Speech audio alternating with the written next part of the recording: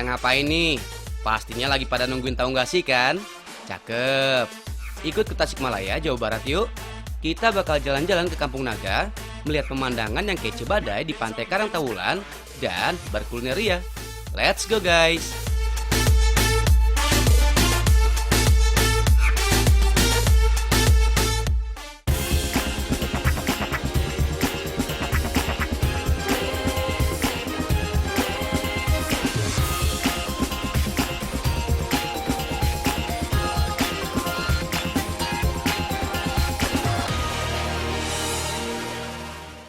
Beautiful life, beautiful day. 너의 기억에서 내가 살 텐데. Beautiful life, beautiful day. 내 곁에서 머물러줘. Guys, itu kayak mimpi deh nih. Ini lagi ada di Korea. Hah, iya bener, pakai baju Korea. Annyeonghaseyo. Cantik banget. Bisa bahasa Indonesia? Bisa. Wah. Ini kita di mana ya? Ini kita sedang ada di Bongchon Village. Village. Oh, berarti di kampungnya Korea. 언제나 널 지켜줄게. Iya. Oh gitu. Guys, bener kan? Lagi ada di kampungnya tapi di Korea. Oh, keren. Ngomongin soal kampung, nih ada di episode kali ini dibahas sama teman-teman dari tim Tahu Nggak Sih bedanya kampung sama kasih tahu nggak ya? Lihat aja deh, spesial buat kamu. Iya, kamu. 함께할 수 있도록. It's beautiful life.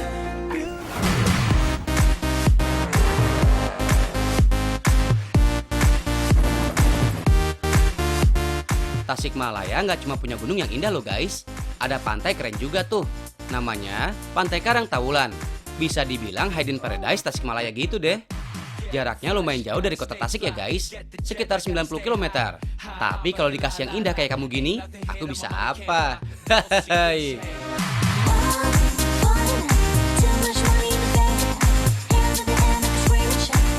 Kayak namanya guys. Di pantai ini banyak batu karang. Bentuknya unik-unik loh. Ada batu gedongan atau batu meja. Mirip meja raksasa di pinggiran pantai tuh. Kalian gak cuma bisa ngeliat karang aja guys. Bisa juga ke gua yang ada di sini. Kalau hari biasa emang sepi sih guys. Pas weekend tuh baru rame pengunjung.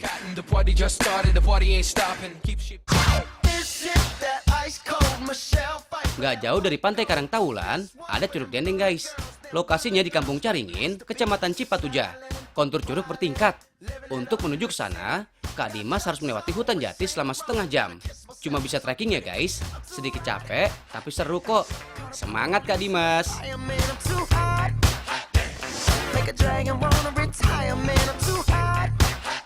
Sayangnya, kalau musim hujan, air Curug Dendeng sedikit keruh. Masih kece sih, cuma nggak konkret gitu deh. Jangan coba-coba nyemplung ya guys. Apalagi nggak bisa berenang. Kedalaman curug ini 20 meter tuh. Ada cerita unik soal bebatuan besar di curug guys. Kata warga sekitar sih, waktu banjir besar, ada satu batu yang berubah posisi. Ini dia batunya.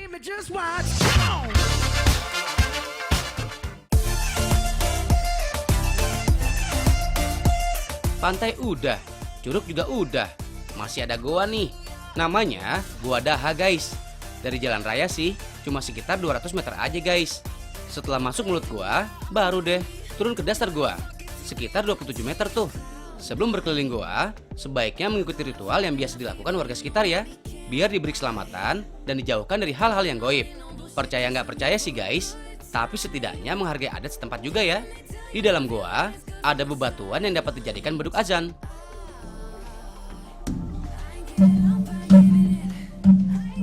Eits, cuma beberapa batu aja yang bisa mengeluarkan suara nyaring gini. Yang lainnya nggak bisa tuh.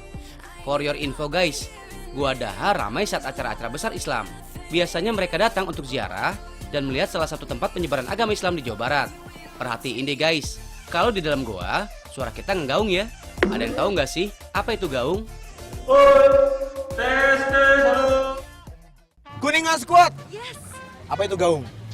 Gaung harimau menggaung. Mengaung, ngaung, Oh. mengaung. Ini gaung. Berbunyi. Berbunyi, Iya. berbunyi. Iya. Itu banyak loh. Bunyi harimau bergaung. Mengaung, mengaung, mengaung. Itu harimau mengaung. Kalian tahu nggak sih apa itu gaung? Gaung? Gaung. Apa gaung? Nggak tahu. Masa nggak pernah denger? Suara. Iya, suara gaung, oke. Hah? Suara yang Suara dengarkanlah aku, apakah aku selalu di hatinya. Suara yang ada, enggak, suara yang di dalam suatu ruangan. Pokoknya lawannya gema, lawannya gemak. Suatu ruangan yang apa? yang tertutup. Gaung itu dalam bahasa Inggris itu echo, sama dengan gema sebetulnya.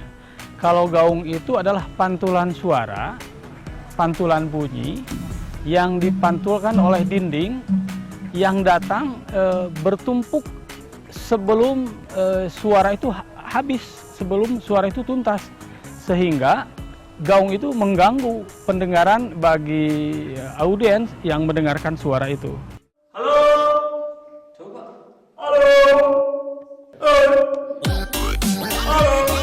Jangan salah lagi ya guys, gaung adalah bunyi yang dipantulkan oleh dinding dan bertumpuk sebelum suara itu habis.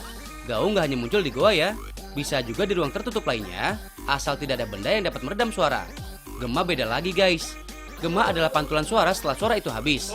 Jadi tidak terjadi penumpukan suara yang dapat mengganggu telinga kita. Guys, kalau ke goa, stalaktit dan stalagmit menjadi daya tarik pengunjung ya. Stalaktit terbentuk dari kumpulan kalsit yang berasal dari air menetes selama jutaan tahun. Dia tumbuh dari atas ke bawah. Kalau stalagmit sebaliknya tuh, tumbuh dari bawah ke atas.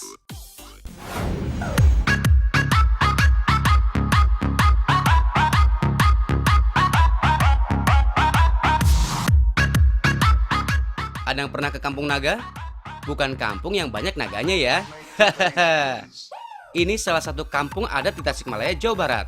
Letaknya di Desa Neglasari, Kecamatan Salawu. Kampung Naga udah jadi salah satu tujuan wisata di Tasikmalaya guys. Di sini, kalian bisa mengenal kampung yang masih memegang teguh adat Sunda.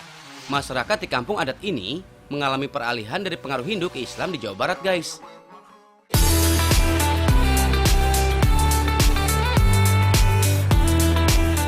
Sebagian besar, warga bermata pencarian sebagai petani.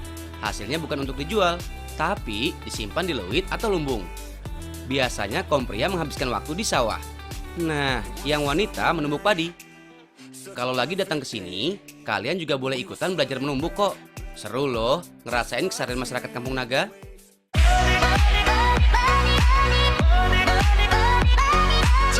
Ada 113 rumah adat, penduduknya sekitar 300-an jiwa. Makin kesini, makin banyak warganya. Itu tuh yang membuat sebagian warga keluar kampung untuk mencari tempat tinggal. Saat acara adat atau perayaan besar lainnya, warga yang di luar kampung adat tetap balik sini. Mereka bersama-sama mengikuti ritual adat tuh. Hampir semua bentuk dan ukuran rumah sama ya guys. Bentuknya rumah panggung seperti ini nih. Bagian atap harus memakai jerami. Dan yang penting, bagian depan rumah harus menghadap ke utara atau selatan.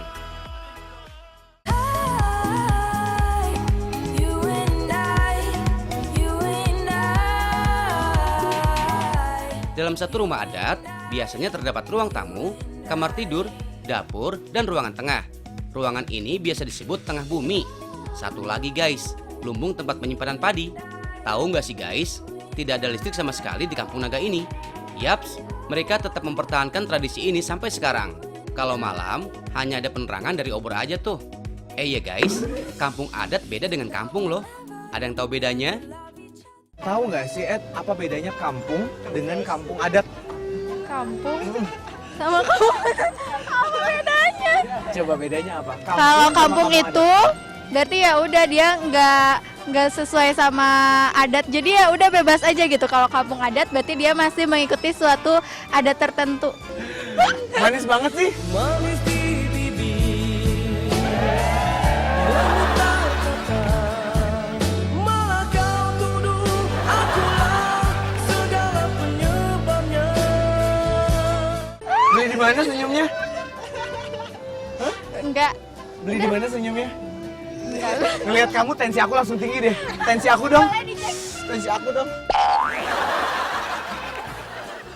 Hai, boleh nanya sebentar nggak? Kalian tahu nggak sih apa bedanya kampung sama kampung adat? Kalau kampung, kampung pinggiran. Apa ya? Kalau kampung adat, ya ada adatnya. Coba, kampung apa kampung? Kalau kampung, ya kalau kampung biasa. Kampung. Iya, kampung tuh apa sih? Apa sih maumu? Telepon gak bisa di SMS gak dibalas, apalagi ku ke rumahmu. Enggak, kakak aja. Kalau mengacu kepada istilah kampung itu kan, itu mengacu kepada suatu wilayah terkecil di suatu tempat ya. Biasanya dia di bawah desa gitu, tapi juga di perkotaan juga ada gitu ya. Yang masyarakatnya tentu jumlahnya sedikit begitu kan. Tapi dia berada di bawah kekuasaan pemerintahan yang di atasnya begitu. Itu kampung.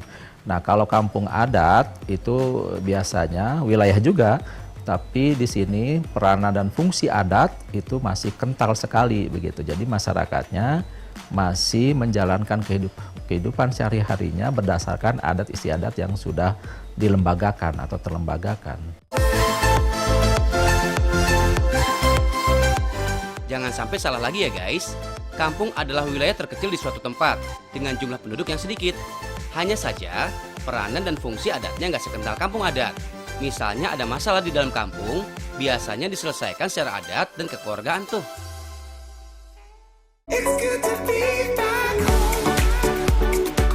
Masih di dekat Kampung Naga guys. Ada kupat tahu yang endes banget. Udah ada sejak zaman Belanda nih. Awalnya sih masih dijual keliling ya, belum buka warung kayak sekarang. Namanya juga kupat tahu guys. Isinya ya kupat alias ketupat, ditemani tahu dan bumbu kacang.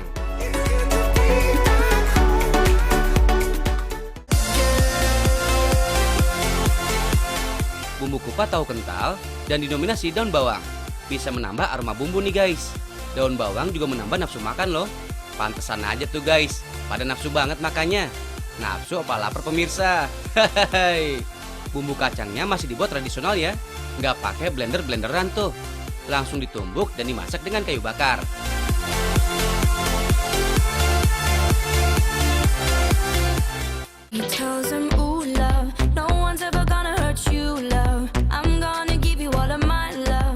Masih di Tasikmalaya guys.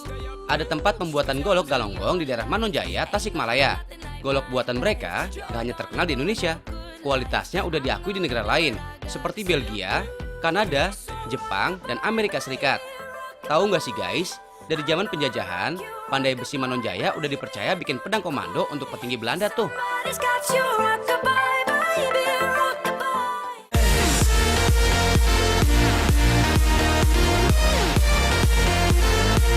Butuh tenaga ekstra untuk bikin golok guys. Apalagi saat menempa gini nih.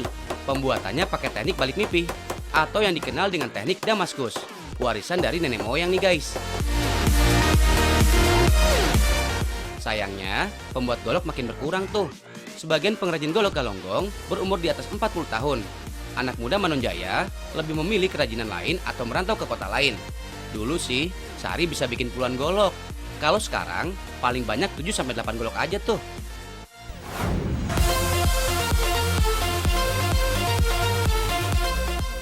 Masih ada yang seru-seru buat kamu. Iya, kamu yang di situ. Jangan beranjak dari tempat duduk ya. Tahu nggak sih kota apa yang dijuluki kota 10.000 gunung? 10.000 gunung? Sumedang? Tahu Sumedang. Harganya 10.000. Ya. Gitu ya. Dijualnya di gunung. Iya. Jadi beli tahu Sumedang harga 10.000 di Di gunung. Makanya kota Tahu Sumedang.